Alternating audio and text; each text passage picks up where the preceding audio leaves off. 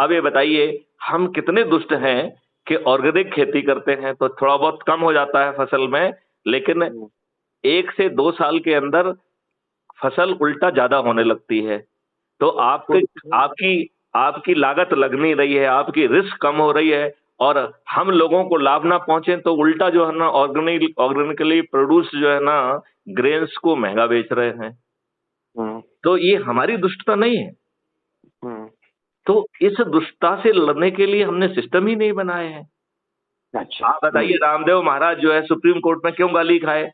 क्योंकि एक drug act बना हुआ है, उसको हमने बदला ही नहीं। और किसने बनाया था? वो अंग्रेजों ने बनाया था। बनाया था।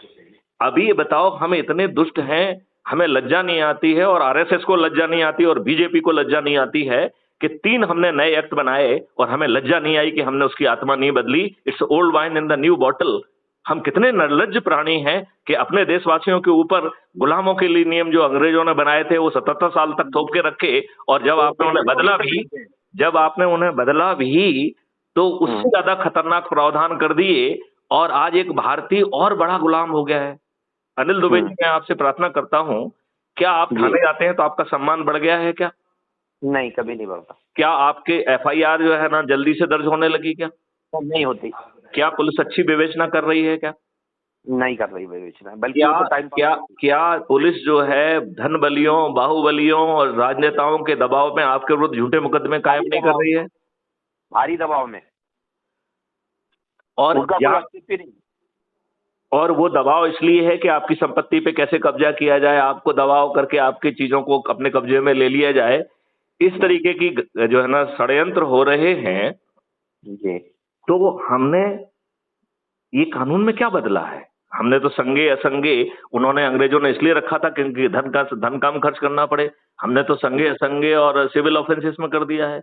एक आदमी जो है जिसके पास धन नहीं है वो न्याय नहीं पा सकता है। हमारे सुप्रीम कोर्ट ने कितनी बार कहा कि Indian judicial system is not meant for poors. Indian penal code अंग्रेजों को बनाया हुआ चल रहा था अभी तक, तो अभी भी चल रहा है। अभी आप क्रॉस रेफरेंस देख लीजिए कि पहले सेक्शन ये था, अब ये हो गया है।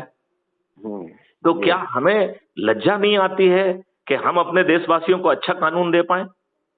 इस पे बात पे तो हम लोग बहुत अफसोस करते हैं कि ये जो नहीं, हमारा आरएसएस से कहना है कि आप जो इतने बड़े बड़े क्लेम करते हो, आप ये बताओ, पहले तुमने कहा कि राम मंदिर जो है ना फलाना है, फिर कहा कि अच्छा हमको 3 मंदिर दे दो।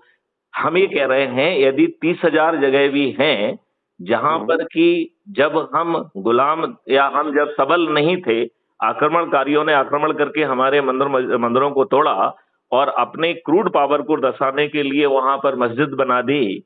और जब हम स्वतंत्र हो गए हैं, और तो यहाँ जितने भी मुसलमान हैं वो सब कौन हैं? हिंदू हैं, जो कि तलवार की नोक पर जिनका जो है ना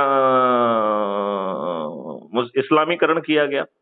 दूसरी बात, एक बात और भी बोलता हूँ कि जो मुगल आए थे वो अपनी औरतें नहीं लाए थे, औरतें सब यहीं की थी, इसलिए वैसे भी हिंदू हैं।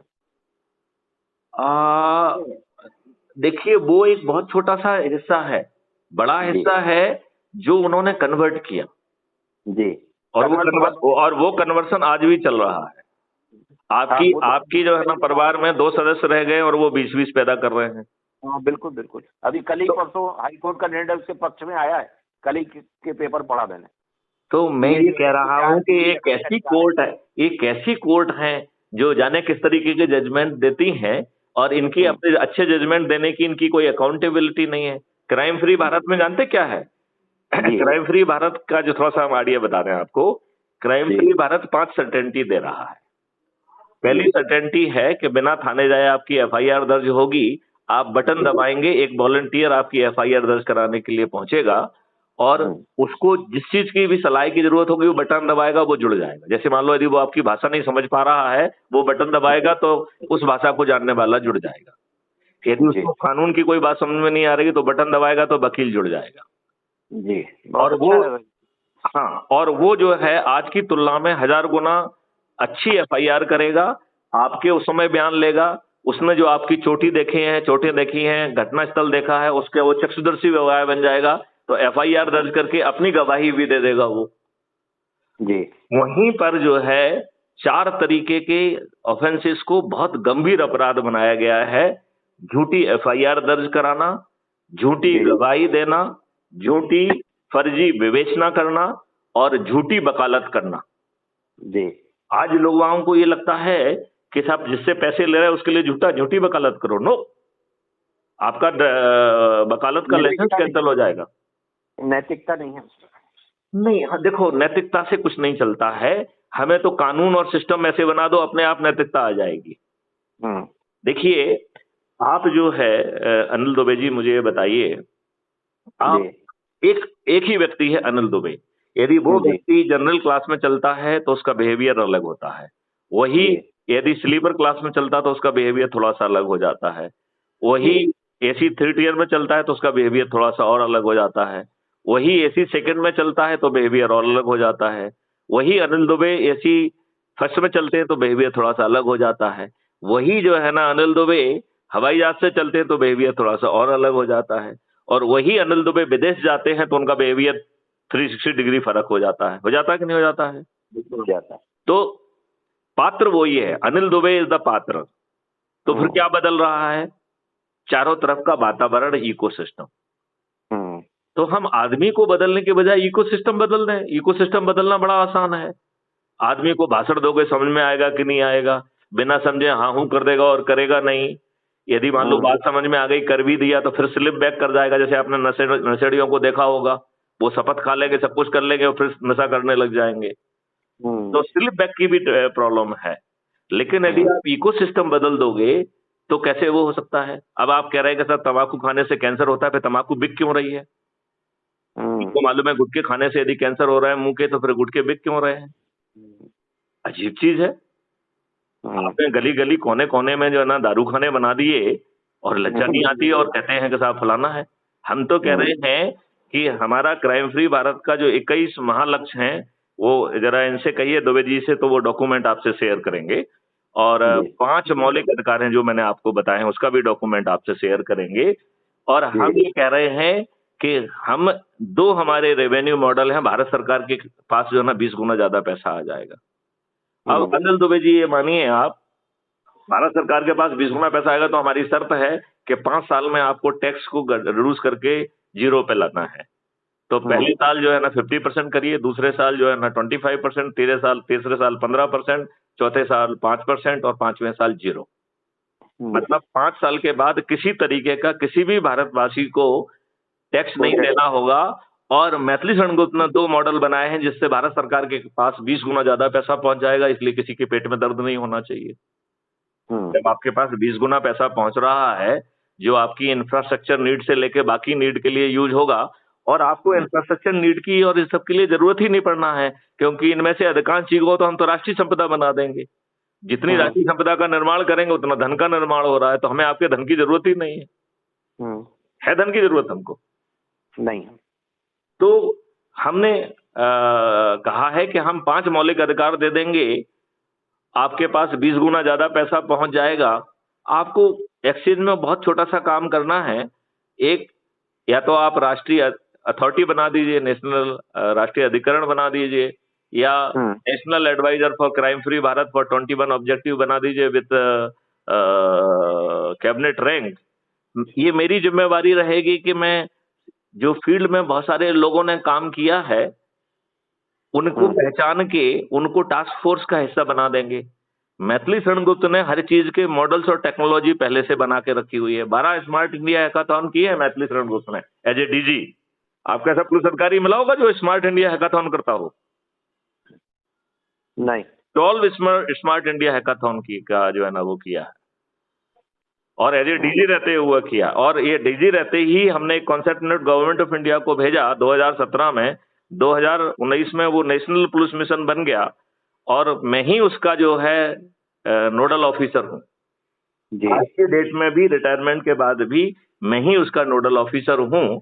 और 30 सितंबर 2020 को एक कानून का ड्राफ्ट बना के भेजा कि साहब ये जो हम बातें कर रहे हैं इसको कानूनी जामा पहनाने के लिए ये कानून का ड्राफ्ट है, इसे आप पास करिए। वो अभी भी भारत सरकार के पास लंबित है, रिजेक्ट नहीं हुआ है, अभी भी लंबित है। तो जब आपके पास ये सब कॉन्सेप्ट ऑलरेडी लंबित थे, आपके पास कानून का ड्राफ्ट लंबित था, तो जब आप नए 3 कानून बना रहे थे, तो जो हमने सजेस्ट किया था कि संज्ञेय असंज्ञेय इन सब चीजों का अंतर फर्क हो जाएगा, खत्म हो जाएगा, आप जो है बिना थाने जाए आपकी एफआईआर दर्ज हो जाएगी और पुलिस वाले को भी नहीं जाना पड़ेगा। इन्वेस्टिगेशन जो हमें ऐसे जो है ना साक्ष्यों का संग्रहण संभव होगा जो आज की पुलिस सोच भी नहीं सकती है, और भारत सरकार के ऊपर कोई बोझ नहीं आएगा, उल्टा भारत सरकार के पास रेवेन्यू पहुंचेगा। बराबर। और 15 दिन में अकाट साक्ष्यों के साथ उन्हें टेक्नोलॉजी के माध्यम से हैश वैल्यू से लॉक करके, जिससे कि डीप फेक जैसी घटिया टेक्नोलॉजी उसको मैनिपुलेट नहीं कर पाएंगी, और उसी समय जो है वो कोर्ट में और पुलिस को भेज दिया जाएगा, और 15 कठिन से कठिन केस का जो है इन्वेस्टिगेशन 15 दिन में कंप्लीट हो जाएगा।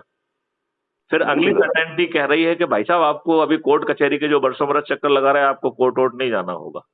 हमने उसके लिए एक distributed video based trial system बनाया है। हमने कहा कि इसमें जजेज वगैरह की संख्या बाधा नहीं बनेगी, क्योंकि आपको जजेज की तनख्वाह ही नहीं देना है।